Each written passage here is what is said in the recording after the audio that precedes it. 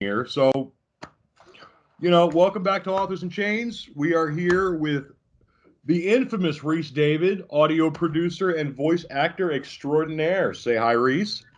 Hello.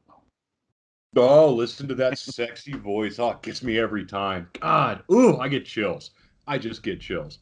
But today we're going to be talking about the Audible stuff. We're going to be trying to kind of, unscrew it up for people because I get a lot of questions on Audible. How do you do it? Why do you do it? Amazingly enough, a lot of authors don't see a value in it. I have talked to more authors who literally look at it and go, why would I do that? I got my book published. And you go, we were talking a second ago, 3 billion people listen to Audible. From somebody who has published books that I heavily advertise and Audible, you make much more off the Audible. Even per book, you make more off of it. Much less, selling as a whole. I think it's something like 80% more off your Audible than you do off your written word. Because written word, as much as we like it, not as popular as, and even less popular than it was 20 years ago. People are switching to an easily digestible thing they can do for going to work, sitting around the house, driving in your car.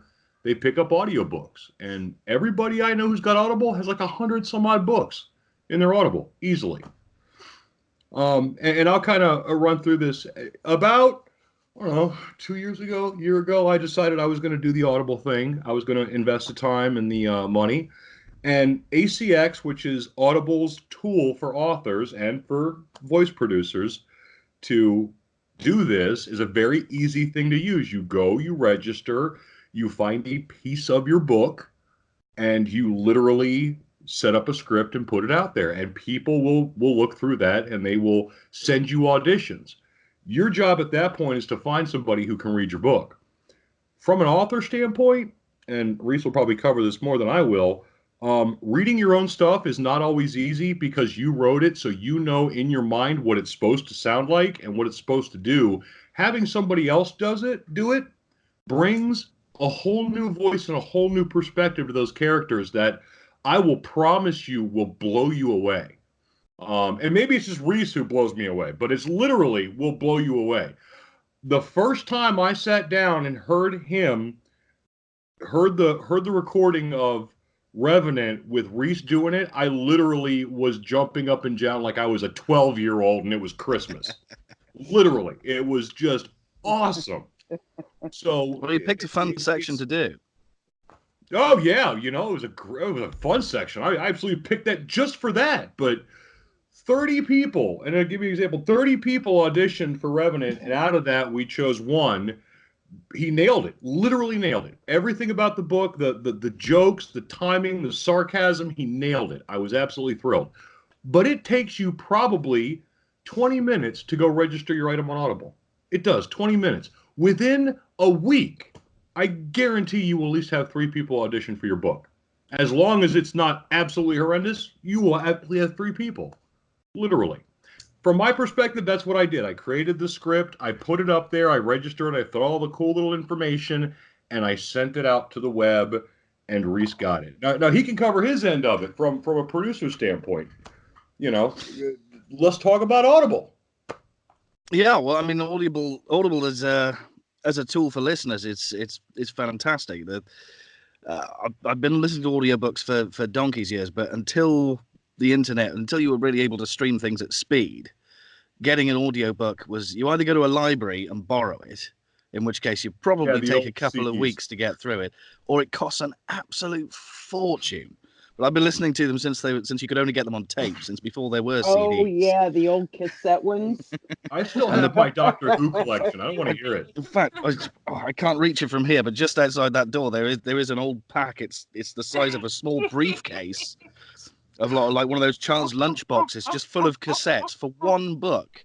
Like 12 hours of audio takes up a lot of space. If you want that in your car stereo, you're going to be doing a lot of chopping and changing at junctions. It's not safe. So being able to just plug your phone or your iPod or whatever into your car stereo and you've got your journey listening set, then you don't have to worry about a rubbish DJ playing the wrong record at the wrong time. You just think, right, I'm enjoying my book, I'll put that on. It's a great way of it's also brilliant if you're doing the washing up. I hate manual tasks that do not involve my brain in any way. I need something to occupy my brain, so I listen to a book. I It's feel an you excellent way of doing there. it. Yeah, from my personal experience, anytime I'm doing renovations, anytime I'm doing yard work, anytime I'm driving, if I'm Exactly that doing kind of thing. something Yeah, where I don't need my whole brain, I got an audiobook on. I probably absolutely. have hundreds of them in my phone. Because I don't get a chance to read. I don't get a chance to sit down with an actual book. So this gives me the chance to enjoy those things while doing something else. So it's huge. Yeah, it's so much easier. I've read something like probably about 25, 30 books by listening to them since I started the last physical book that I am still only about 2 chapters into. Oh yeah, I've got a And whole to be thing up fair, there it's of quite a books. dense Yeah. book. It's about math, so it's quite dense, but it's very well written. It's very digestible. But I get to certain points and think, yeah, that's an interesting idea. I'm going to have to think about that. Put the book down, go to sleep, don't touch it again for months. And by that time, I've got to go back to the beginning of chapter 2 and start again. So yeah, audiobooks are very helpful for that as well. But as a But yeah, producer, it's only very recently that ACX has had a presence in the UK. Um, yeah.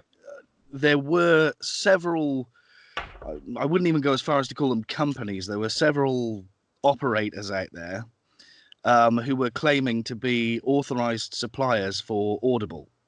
When the fact is, if you could get in touch with an author, if you could produce a book for them, they could arrange through Amazon to get it put on Audible. There was no such thing as an authorized supplier until ACX turned up.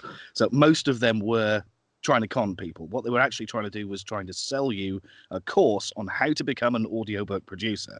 And I actually went to a meeting with one of these guys, and he had a decent setup. He had a proper studio. He had a bit of a photographic studio attached and such. And but he had me read a bit of audio and asked me what sort of setup I had, what experience I had, and I could just see him getting more and more bored as he realized there was nothing he could sell me. Like, he couldn't even sell me equipment that he could put a markup on because I already had my own Oh setup. yeah. So he was so just downtrodden by the end of this sort of 45-minute meeting. He's like, right, I've just wasted the last hour of my life. I can't con this guy. So I moved on to the next one. The thing is, I googled him a few months later. I googled him at the time, and there was very little about him other than his own website. Googled him a few months later, Right. and there was a news article on the BBC's webpage about this guy having done this before, having tried to con people into buying training courses before in a different industry, and now he was doing this.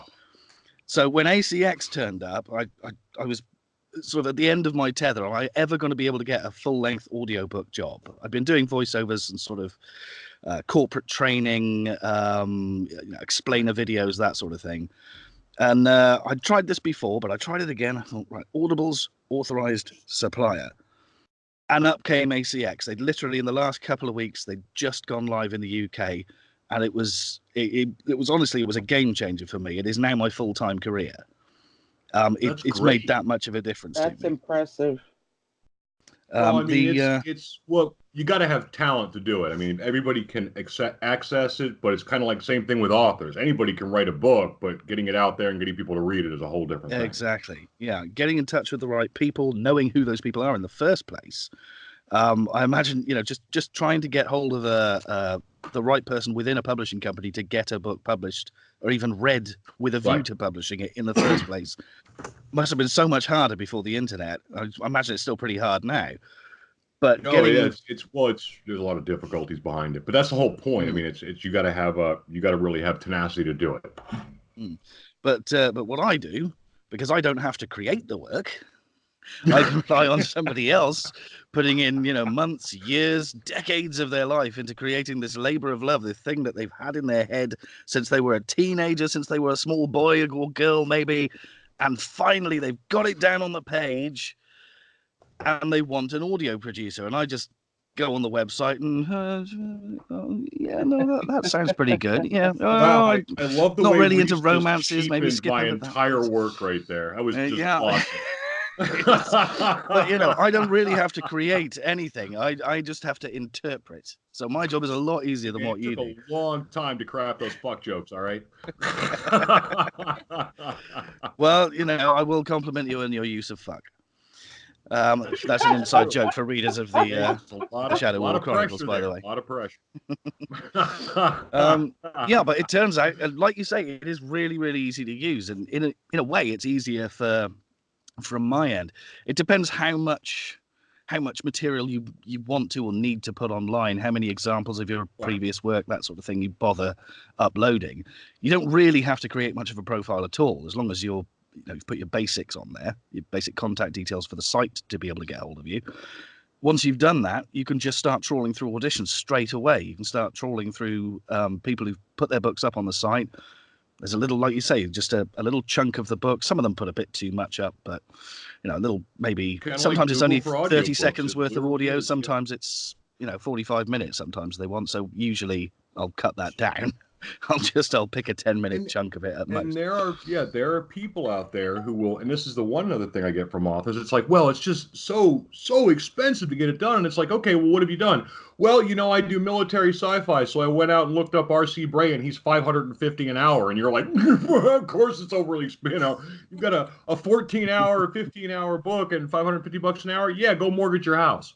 I mean, and it's because he is the guy in military sci-fi. He's like the guy. So yeah, well, I mean, if this you is what want we a do. named actor, if you want a known Right, you're going to character pay for it. to sell your book, you will have to pay for it. You might actually have to go to a theatrical agent to get the if You're you've right. got Bill if you want Wheaton Leo to read your DiCaprio book. reading Yeah. your book, you're going to need a few million in the bank.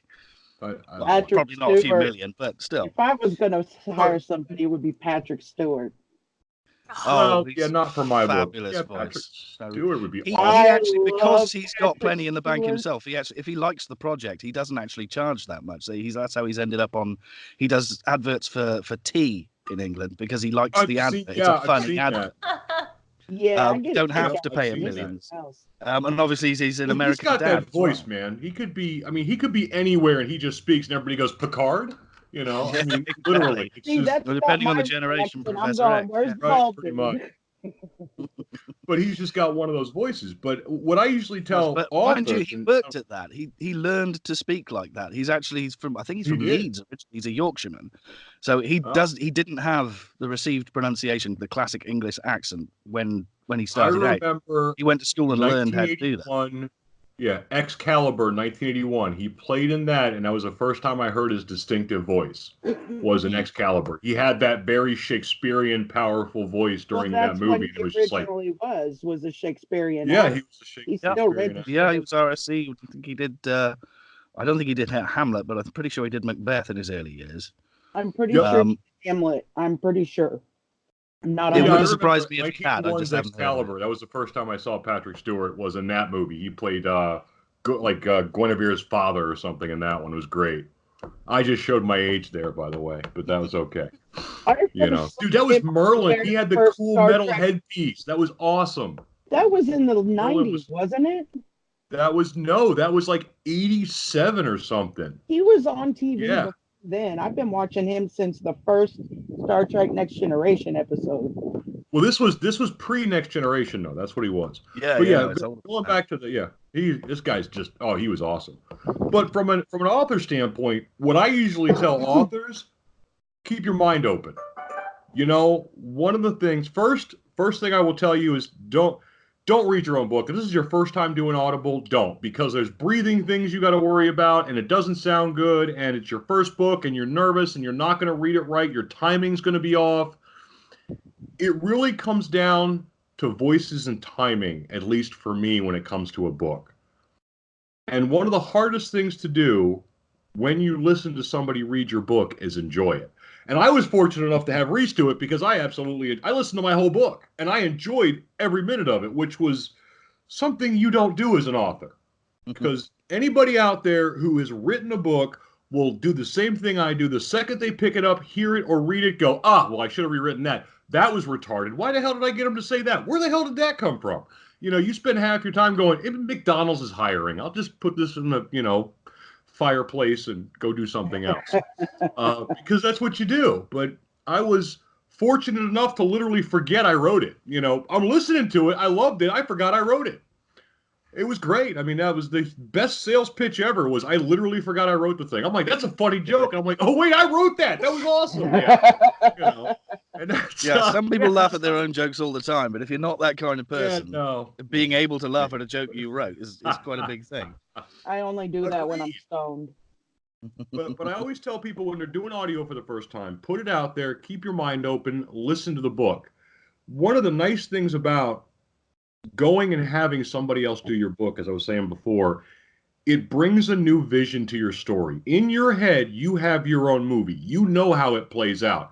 You can give advice, but you're taking your work and handing it to somebody else, and they're forming their own movie. It may be different than yours, and it may even be better than yours because of their ability to do that. And that's one of the things I learned is that different vision adds such a new spark to the material you've already put out. Mm. It really Well, just does. to add to what you're saying there, if you're reading your own material, like you say, you know how you meant it to sound, but nobody else alive is going to interpret it the same way you intended it to be interpreted. Not exactly, anyway, no matter how good you are. Of course.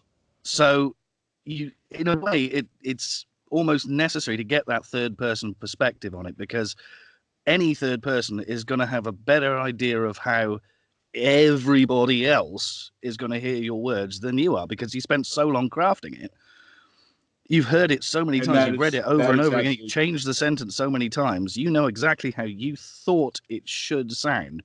But in everybody else's heads, it's going to sound a little different. So if you can get somewhere near the average of what everybody else is expecting from the sentence, you're And probably that's- not going to be. If you just read it the way you intended it, it might not chime with as many people as it otherwise might. And that is true because you may listen to something that you yourself go, I don't know, maybe, but in your own mind, you have how that book should sound or how you think it should sound. So he's right. So Rhys, you're absolutely right. Bring a third person into it, or more than one third person into it. Let you get a consensus because they do not know how you think of the book. They do not know how the audio producer thinks of the book. The writer thinks of the book. What they do is they're listening to it from fresh perspective. What do you think about this voice, these characters, this dialogue?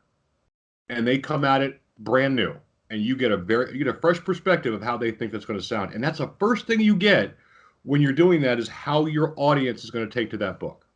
That is the prime litmus test, right The flip side of that, from the producer's standpoint, is to a certain extent, when you're reading those audition pieces, you have to try and get a sense of what the author's hoping for as well. You can't just give it your own interpretation. You have to, you don't just read the audition piece, you read the description of what the book is, any notes that they've added, because you can give as an author, you can put as much guidance as you want on there. You can put reams of notes on there if you want. Chances are people will skip over it if you put too much. But you can give specific guidance. Like, for example, you wanted specific, you wanted your characters from a specific place in the United States, or a generic US accent. Or a New York accent isn't going to work for a guy from North Carolina. Yeah, right. One guy nailed it. He's across the pond. It was the funniest thing. I even had a guy from North Carolina try it, and he screwed up the accent. Wait! I want to hear it. I want to hear the accent. I don't know. He's got to do the accent. Well, buy the book. There you go. I'm telling you, he does it good. Read the book. Yeah, he does it. He does an excellent job. But 30 people, only one guy nailed the accent. I thought it was funny, but it's true. I mean, you're absolutely right. And auditions. Do you know what? I'll let you in on a little secret. The way that I modeled Blake's accent was, obviously he's a kind of he's an ex-army. He's a kind of rough and tumble guy. Oh yeah, but the bravado. In terms of the regional part of it, House of Cards. Where's the lead character from? I know exactly. Yep, I know. South Carolina. So I thought South Carolina, de-southern it a little bit, masculify it just a little bit, but try and stay relatively close to Spacey's performance in that. And the way that the Carolinas pronounce their R's is very, very different from, you just go a little bit further south or a little bit further west, and it rolls the R so much further. I've had to go back and re-record several sections in the one that you're reviewing now, in Vengeance. I've had to go back and re-record a couple of chapters in that because I realized actually I'd migrated out towards sort of I was closer to Tennessee than I was the Carolinas. That's and funny. Yeah. yeah. So So that's got to yeah, be hard. I mean, there's keeping always track of all the voices. Oh my God. Did you learn all Well, this yeah, it's got to in be acting difficult. school? Or sorry. did you learn this in acting school, or did you just like I learn have never it? been to acting school. Really? You took a I shady have never course been. online. No, I'm just kidding. No, I have never taken any acting course. I did. I started taking a theatre studies course, which included a bit of. It was meant to include a bit of acting training. I didn't get that far through the course though, so it wasn't what I was expecting. It was much more about how you break down a script and how you block out a scene and how the lighting works. And it was very much the whole theatre experience you're studying, not just the acting side of it. So Yeah. it wasn't what I was looking for. But no, I mean, when I was about probably 4 or 5, I think I was first thrown out onto a stage. With my mother was in a local amateur dramatic society, and me and my brother were dragged along, and we both really liked it. He's actually does a bit of voiceover work as well. He's actually much better with the accents than I am, although he complains That's that funny. his problem is he tends to fall into Simpsons impersonations. If he doesn't have a more specific character. Well, if you're going to be doing U.S. books, Simpson's a good way to go, at least for a certain genre. His show reel is absolutely hilarious. But yeah, he doesn't do as much of it. He has other strings to his bow. But yeah, I've forgotten where I got to. Oh yeah, so we started off with amateur dramatics. Did a bit of dance, a bit of this, a bit of that. Musician as well. I worked in local radio.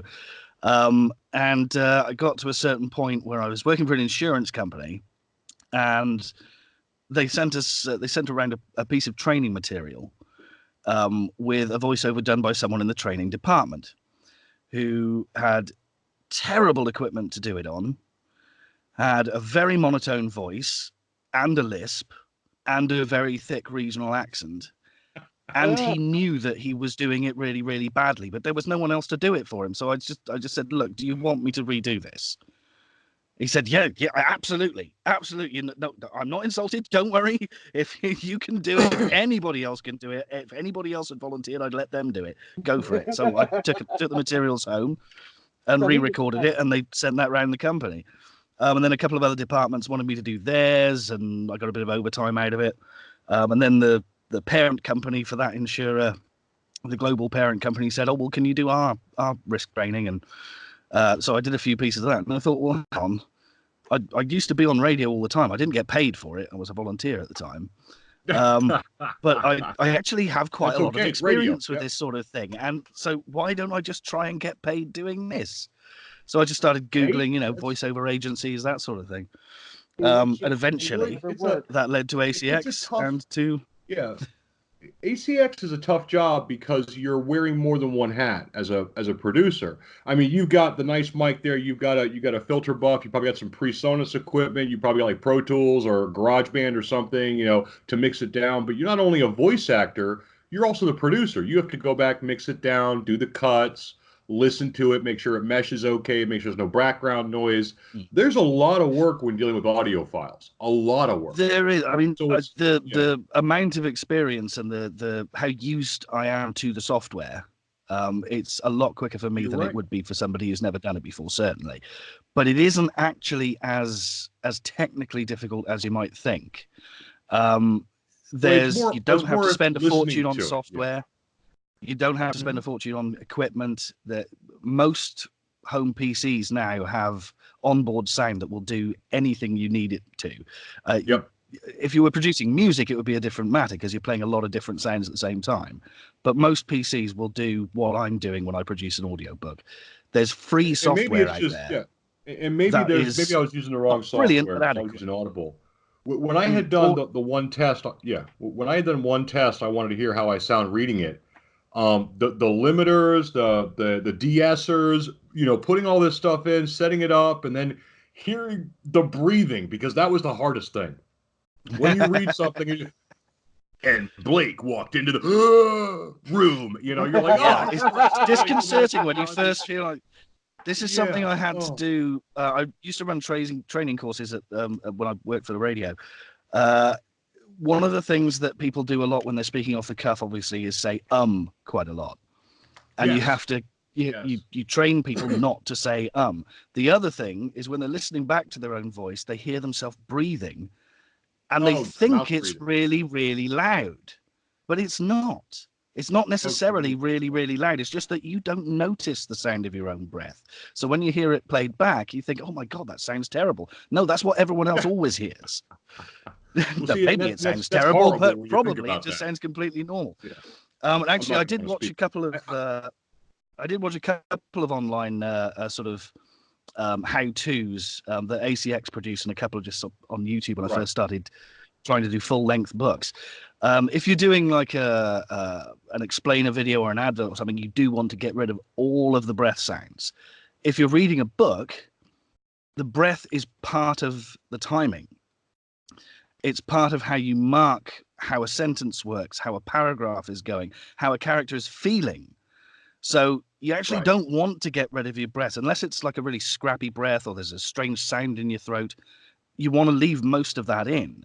If it's a work of fiction. Non-fiction, it's kind of up to you. You listen back and think, does that sound professional?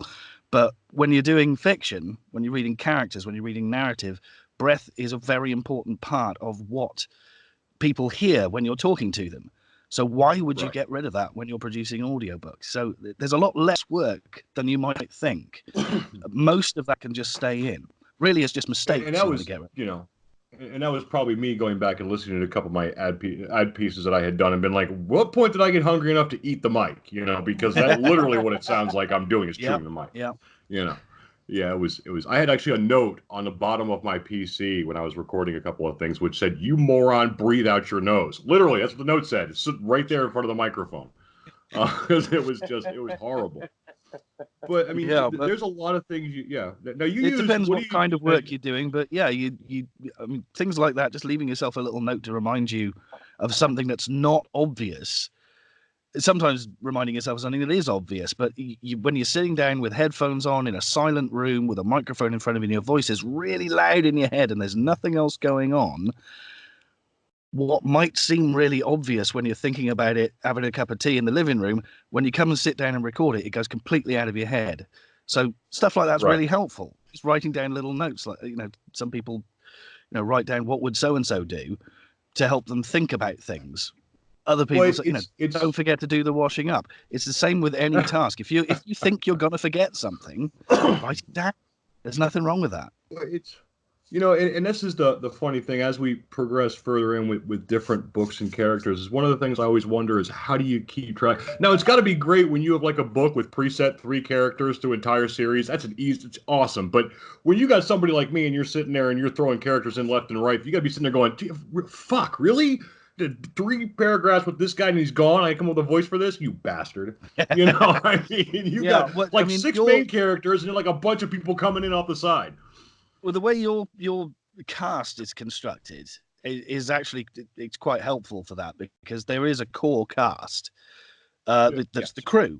The senior crew of the ship they're the ones that are always going to be in most scenes, and they're sort of major adversaries.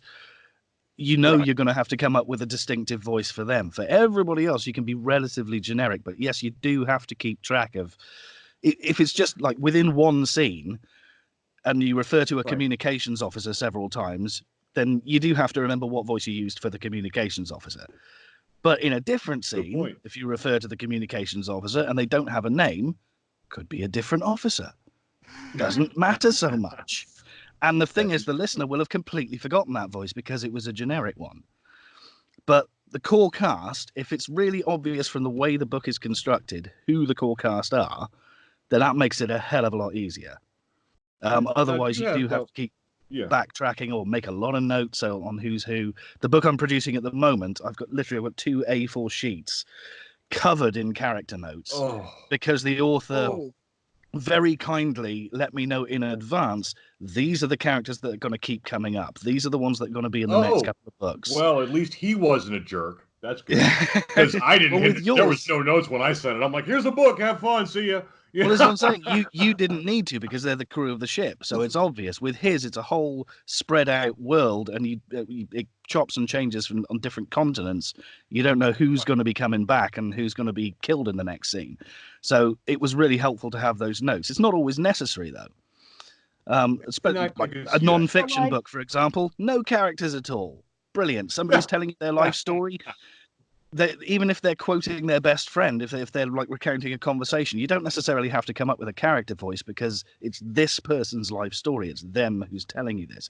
So with a lot of work that's on ACX, you don't have to worry about that. But yeah, if you're going to get into a big work of fiction with lots of different characters, you do have to keep track. It's not as difficult as you might think once you get going, but it's predicting who's going to come back and who's not. That can be tricky. If I'm writing like an epic fantasy and it's got a couple dozen or so main characters and there are a lot of sub characters that may or may not reappear, I would need to take notes on any that are going to be reappearing. It would help. It helps a producer if you make those kind of notes. You can go over the top with it. You can frighten people off. But if in your mind there's half a dozen characters that are more important than anybody else, then it might be worth just including characters like this person's really proud and haughty, and this person's a little bit shifty and weaselly, and this person, I haven't really got a voice in mind for them, but in my mind they kind of look like Katniss Everdeen from Hunger Games. So maybe you can work with that. It could be something like giving an existing actor's voice, like they might sound a bit like this, or it could be character notes like personality traits, but just some kind of guide to who you're going to have to pay special attention for is helpful. Yeah, especially if you used the word epic. If it's a big work and there's going to be a lot of characters, it's a big work. Just give them a helping hand. A lot that characters that have to be focused on. But there are several main characters and a few characters that reappear here and there.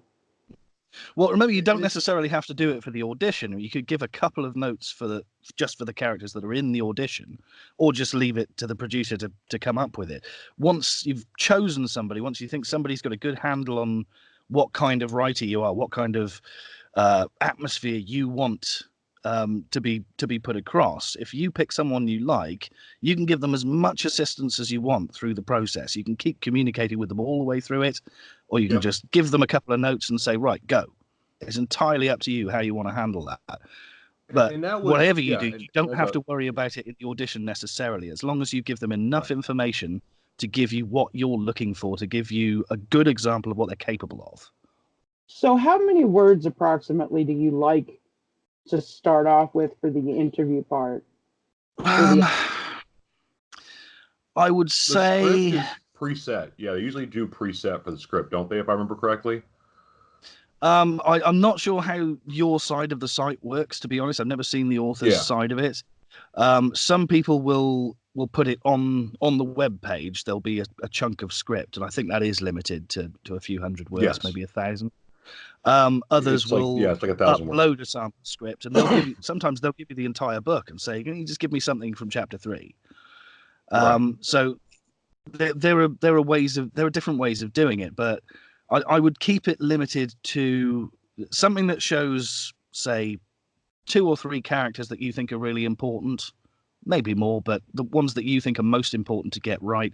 Something that shows off how you write is also surprisingly important, because I didn't when I first started. I was just trying to get a job, but now what I do is I will actually look for someone who can selling that. Yeah, I will look for someone who can write good prose. The reason is, the harder it is to read, the harder it is to understand, the longer it takes to produce an hour's worth of audio, and that's what you're paid for. You're not paid by the hour of work you do. You're paid by how long the finished piece is. So the longer it takes you to be able to get through a paragraph without having to make loads of mistakes and go and backtrack and, I thought that sentence was going somewhere different, or there's too many subordinate clauses in it. If you've got a piece of a chapter that you think shows off how you write, you're more likely to attract someone who is well suited to your work. And that's more important, I think, than attracting somebody who's really good at accents or has a big, deep, gravelly voice. You want someone who's good at reading the way you write. Well, and this Does that make and sense? part of Use that is, different yeah, writers there's for timing. different Well, there's- voice people for different genres and so on. Well, Yeah, I you mean, could. to a Yeah, certain, it's a matter of personal taste to a certain extent, but yeah, I would say it's the thing you want from your producer, from your performer, is that they understand the atmosphere that you're trying to provoke, the emotion that you're trying to get the reader to feel with a scene. So if their voices all sound kind of the same and it's a little bit flat, it might not necessarily be a deal breaker if they really get what you're trying to get across, if they really understand yeah, the feelings you're trying to provoke. The well, scenes as an can author, be modified as necessary, but the right? overall tone you're saying is what's most important. I'm sorry? I said you can redo scenes as necessary, but it's the overall tone of the performer that's the important part. Exactly. Yeah. So if you're not happy with a particular aspect of their performance, but you think they're going to be right for your piece, but there's something you didn't like about that particular audition piece, you can get them to have another run at it. You can get half a dozen different people. You can do callbacks. You can say, right, I liked what you did, but here's another section. Can you just I've narrowed it down to like half a dozen people. Can you do this bit as well and just give me another example of what you're capable of? You don't have to just pick someone and go with it. If you don't get anyone you like, you can just leave it up there as long as you want until you get what you're happy with. Yeah, you're not forced to choose. But from an author standpoint, going out to this, when you're submitting a script, it's kind of a twofold. It's kind of a threefold actually. You want to hear the voices, you want to hear how the book plays out. From their end, it's almost like a sales tool. What am I reading? Am I going to enjoy it? Am I going to hate it? Is this boring? Is this fun? What is it about this that attracts me to this book? What I can tell you, what authors can do is, this is my little author tips. Go out and talk to your beta readers. Talk to people who have read the book. What's your favorite part? What do you like? What do you think these characters sound like? Because you're going to get a lot of that feedback that you can then pass to somebody who's doing this. Because you may have an idea in your head, but when you talk to 5 other people, all of a sudden that idea expands. Or he may tell you something you didn't even think of. Well, it sounds like this guy, and you go, well, crap, you're right, it does.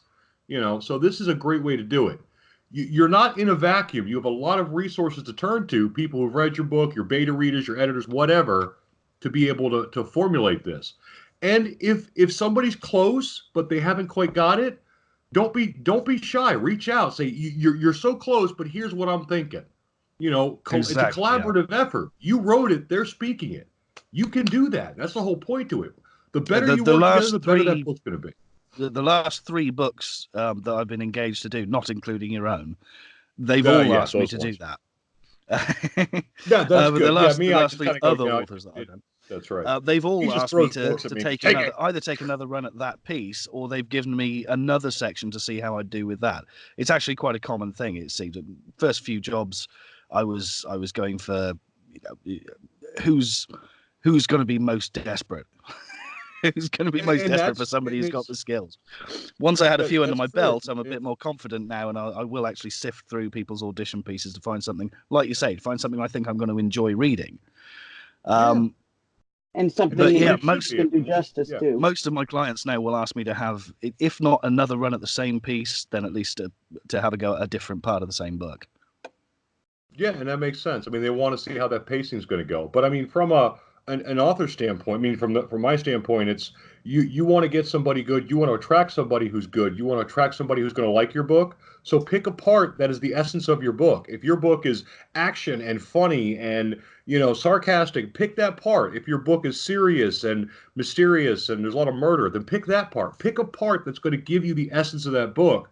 So when they read it, you not only get an idea of what they sound like and how they read it, but they get an idea of what your book's going to be and whether they're going to like it. Exactly. Because if somebody likes your book, they're going to do a better job than if they don't. Like the part that you picked for Revenant, I think we actually used that as the retail sample. So if you want to go on Audible and search up search up Revenant, Shadow War Chronicles, Book 1, listen to the retail sample. That's the piece that Raymond picked for the audition because it shows several of the main characters. It shows a little bit of conversation, a little bit of action, some prose, some speech. It's a good mix of stuff, but it's also quite an exciting scene. And he left me wanting to know what happened next. Ah, see, that's how you hook them. It's kind of I like had an drugs in idea. I elementary think school. I know what he's going to do. I know what he's going to do. And then, well, now I have to audition for this because I want to know what he does. That's good though. It was a good setup. Yeah, no, it's something you don't have to be shy at. It's really easy to do. And you know what? By going out there and putting yourself out, your ability to expand your book into a whole new reader base is right there at your fingertips. The whole time you're not doing it, you're losing readers, literally. And it's there is no reason to overlook it, even the money aspect, because if you want to, you can audition purely on the basis of they get a share of the royalty. It's not a huge share, but it's enough to incentivize them. If the book sells well, I'll make a bit of cash off it, but you don't have to stump up any money until your book is actually selling. So by then, you know it was worth doing. So if you haven't got a budget for it, you can still do it. You can still try this. And like you say, it only takes 20 minutes of your time to set it up. Maybe over the course of several weeks, it'll take a couple of hours. Over the course of several weeks, that's nothing. It's almost effortless. So what's the average like a lot of people go ahead. What's the average percentage that you charge on royalties if somebody's doing the royalties or whoever charges on royalties? You can do a 50-50. Yeah, you can do a 50-50 or you can do a 25 set, with some cash. There's a couple of different options now. There used to not be.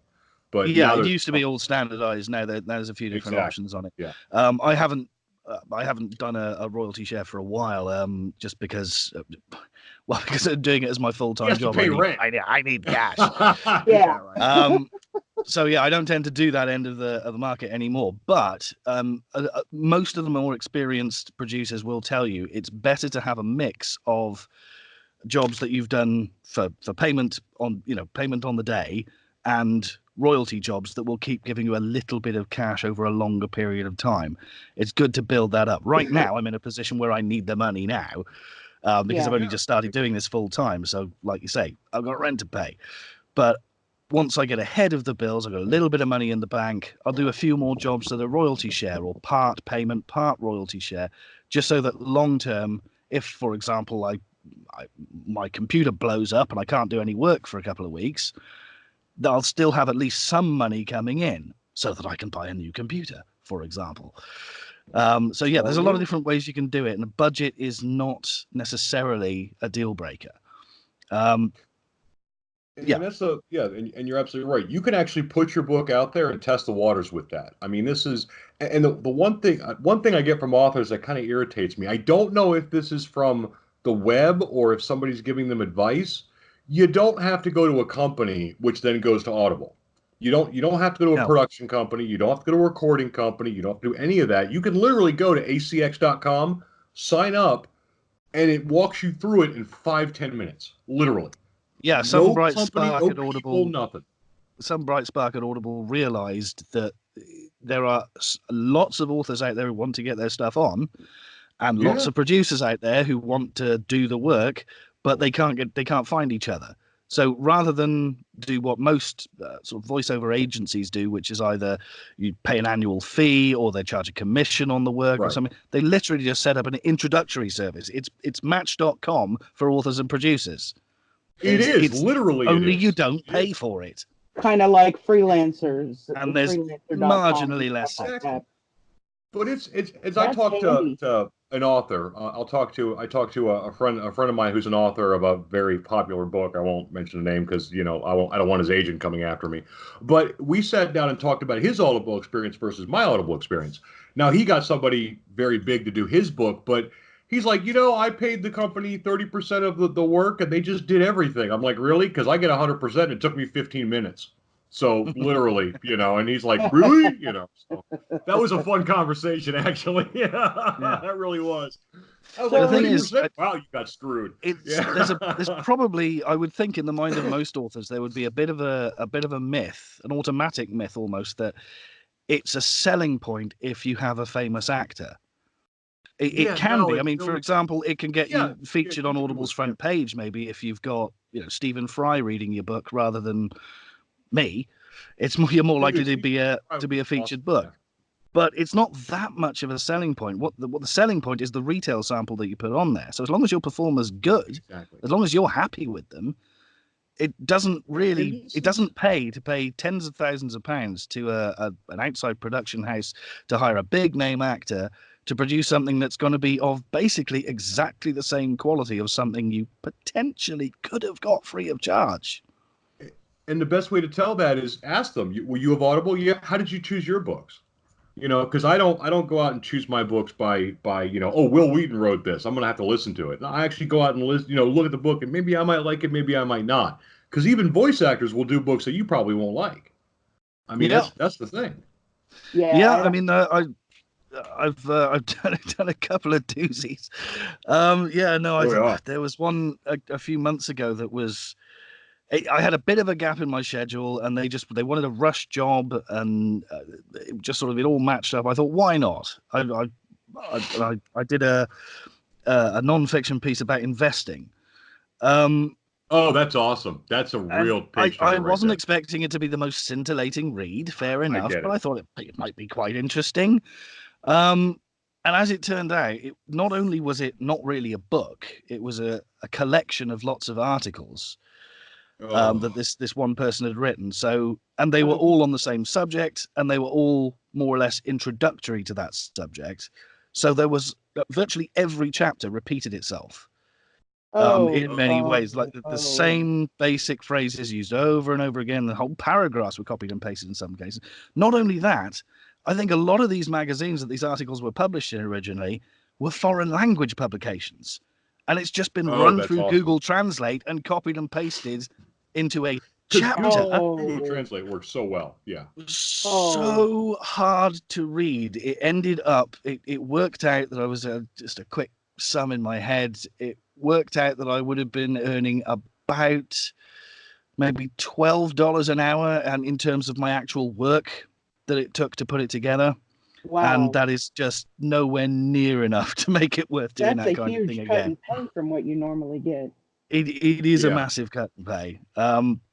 And Oh like I yeah. say, you No, get you're paid for right. your you get paid by the finished hour. That's just me working out roughly how And that long had to it be took to. agonizing. Oh my God, that wasn't even I, entertaining. it, it was genuinely painful, and the thing was, because it was taking so long, because I was having to reread so many not actually sentences, I ended up working till the on the deadline. I was working till 6 in the morning to get it done and uploaded.